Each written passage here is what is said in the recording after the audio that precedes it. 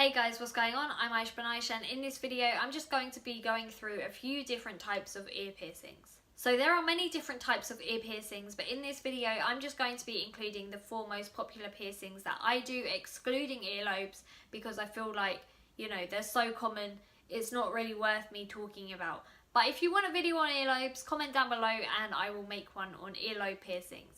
But anyway, into the video. The first piercing I have on this list is probably the most common type of ear piercing that isn't a lobe piercing, and that is just a standard helix piercing. If you don't know what a helix piercing is, they're pretty basic. It's just a piercing going straight through your ear along the rim of your upper ear cartilage.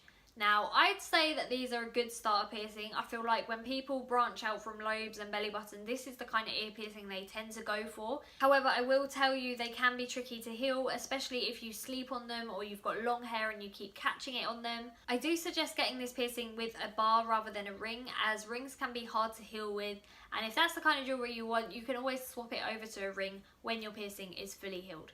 The next piercing on my list is a tragus piercing, and if you don't know what your tragus is, it's just that little kind of hump in front of your ear hole.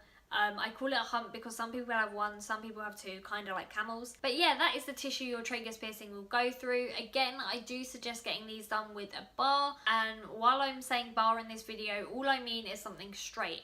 For tragus piercing specifically, I suggest getting a labret. Personally, for all the piercings that I'm going to mention here, if I'm suggesting a bar, I prefer to use a labret, but it's down to your piercer really, and down to you what you'd prefer to have in there. I definitely prefer labrets over barbells for me personally.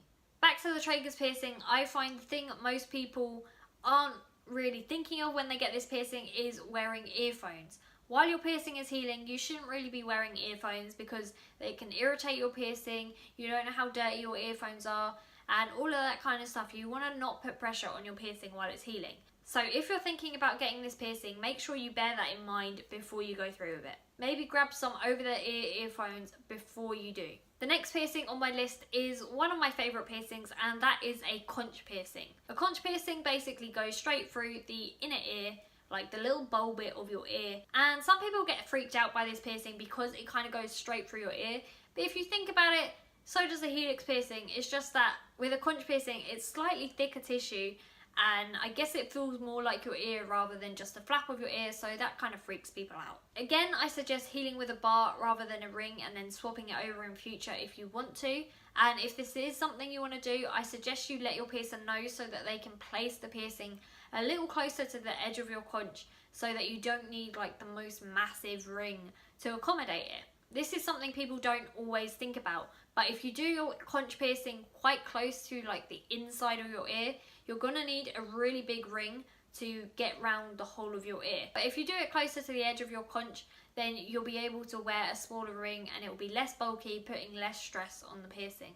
The next piercing is probably one of my favourite ear piercings to do, just because of the range of jewellery you can put in them, and that piercing is a daith piercing. So a daith piercing goes through like the inner cartilage above your ear hole, and it's one of the few piercings that I recommend you start with a ring. I've worn a bar in mine before, I've pierced with a bar in other people's before, and I definitely see better results when I use a ring. And also it just looks so much nicer. If you've got a bar in, it's going to be very hidden and it's going to flip around and be very annoying. Whereas with a ring, it's going to be visible, it's going to look nice, and I also think it's more comfortable.